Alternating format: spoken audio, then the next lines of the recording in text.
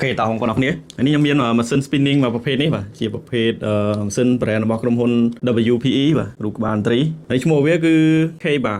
លេខ5000បាទ GB 5000S ជាប្រភេទតួធ្វើមកគឺលក្ខណៈបែប sport គឺស្អាតមែនតើបាទដៃល្វីរបស់វាគឺ mode ស្អាតដែរបងប្អូនមើលរូបរាងរបស់វាហើយម៉ាស៊ីននេះគឺជាប្រភេទ spinning ដែលវាមានលក្ខណៈពិសេសខុសពីម៉ាស៊ីន spinning ធម្មតាទីទៀតខ្ញុំបង្ហាញជូនបងប្អូនថាវាមានលក្ខណៈពិសេសខ្លះបាទឥឡូវនេះឲ្យបងប្អូនមើលរូបរាងរបស់វាសិនទៅបាទគឺស្អាតមែនតើពណ៌ខ្មៅលាយនឹងប្រផេះបាទនេះផ្លេកមើលផ្ទាល់គឺឃើញផ្លេកស្អាតបាទនេះ drag អីមកអែមស្រួយខ្ញោកពេលត្រីអូសលឺ drag លឺសំឡេងគ្រីកព្រោះអែមនេះដៃគេក៏ស្រួលកាន់អ្វីដែរ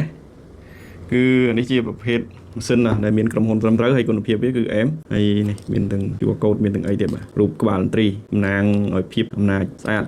តម្លៃវិញគឺធូរថ្លៃទីទៀតខ្ញុំប្រាប់តម្លៃជូនបងប្អូនឥឡូវយើងមកមើលរូបភាពរបស់វា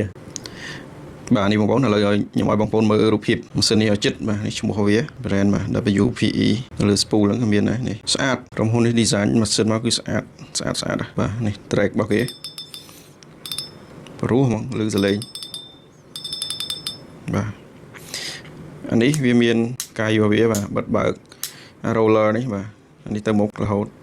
អានេះទៅមុខបានថយក្រោយបានបាទសម្រាប់ lock ហើយលក្ខណៈពិសេសរបស់ម៉ាស៊ីននេះគឺកន្លែងនេះបងប្អូនគឺតួនាទីវាដូចម៉ាស៊ីននេះចឹងឥឡូវដល់នេះចេញសិនខ្ញុំឲ្យទៅវាដូចជាម៉ាស៊ីន casting ចឹងលក្ខណៈវាគឺចុចបាទជាពិសេសវាងាយស្រួលសម្រាប់បងប្អូនយើងដែលលេងបបក់នៅពេលដែលត្រីខាំពងម៉ាស៊ីនធម្មតាគឺវាអត់មានអាហ្នឹងទេគឺយើងត្រូវបើកអានេះ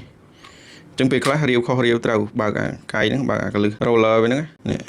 សម្រាប់លុបខ្សែចូលហ្នឹងគឺយើងបើកឲ្យខ្សែរត់ចេញបានអញ្ចឹងពេលខ្លះយើងរាវខុសរាវត្រូវត្រីកញ្ឆក់ទៅពេលខ្លះចង់លោតចូលទឹកពេលខ្លះក៏ចង់របូតដងចេញពីដៃអញ្ចឹងទៅដោយសារតែអាហ្នឹងបាទអញ្ចឹងម៉ាស៊ីននេះគេ design មកឲ្យវាមានលក្ខណៈងាយស្រួលគឺគេប្រើកាយបាទចុច free spool ដូចម៉ាស៊ីន casting អញ្ចឹងពេលដែលត្រីខាំពងយើងពេលដែលយើងលេងដំបូងយើងអាចនឹងមិនទាន់ត្រឡប់តែនៅពេលដែលយើងត្រឡប់ទៅគឺវាមានលក្ខណៈងាយស្រួលជាងម៉ាស៊ីនដែលអត់មាន free spool ហ្នឹងបាទអញ្ចឹងប៊ូតុងនេះវាមានលក្ខណៈងាយស្រួលនៅពេលដែលត្រីខាំពឹបយើងគ្រាន់តែដៃបាទមេដៃវាយើងចុចបើកទៅម៉ាស៊ីនយើងល្វីខាងនេះយើងប្រើដៃស្ដាំចុចបើក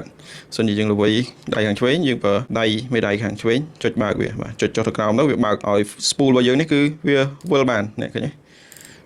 គឺវិលចេញបានហើយយើងចង់បិទវិញទៅពេលដែលត្រីវាឈប់អស់ហើយយើងចង់បិទមកវិញត្រៀមចាំវត្តគឺយើងគ្រាន់តែល្វីបាទឃើញទេដូច casting ចឹង casting យើងល្វីទៅមុខទៅគឺវាផ្លាត់អាហ្នឹងមកអូតូម៉ាទិក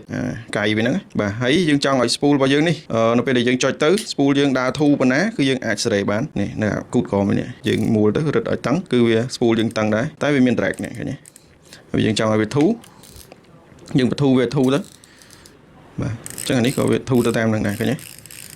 ចឹងនៅពេលដែលយើងចុចបើកទៅត្រីទាញវល់គឺវាអត់មានកត្រាក់ខ្សែឲ្យត្រីលេងឬក៏លោតអីទេគឺ spool យើងវាដើរអញ្ចឹងវាតន់សភាពការជាងយើងបើកអាកាយនេះបាទអញ្ចឹងនឹងហើយជាលក្ខណៈពិសេសរបស់ម៉ាស៊ីននេះបាទ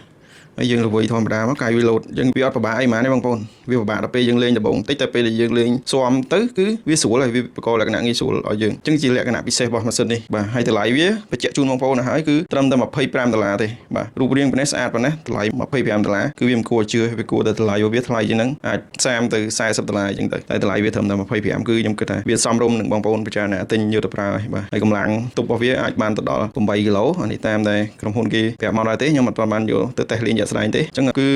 រូបរាងប៉ុណ្ណេះតម្លៃប៉ុណ្ណឹងបងប្អូនត្រូវការអីអាចតាក់ទងបានហាងលក់សន្ទូច DR បាទគឺមានលក់ឥឡូវនេះគឺយើងមាននៅក្នុង stock ហើយក៏មានមិនច្រើនទេបងប្អូនយើងកាត់មកបានតិចដែរទេបាទអញ្ចឹងបើសិនជាត្រូវការអាចបញ្ញាប់តាក់ទងបានអញ្ចឹងទេអស់ stock យើងអាចនឹងរងចាំយូរអញ្ចឹងបងប្អូនហើយមកអស់និយាយទៅម៉ាស៊ីននេះគឺមានអតិថិជនគាត់ស្រឡាញ់បាទដោយសារតម្លៃវាធូរហើយស្អាតហើយគុណភាពអែមបាទអញ្ចឹងត្រូវការអាចតាក់ទងឆាតចូល page ឬក៏ទេមកលេខទូរស័ព្ទដែលមាននៅលើវីដេអូអរគុណបងប្អូនជួបគ្នាវីដេអូក្រោយ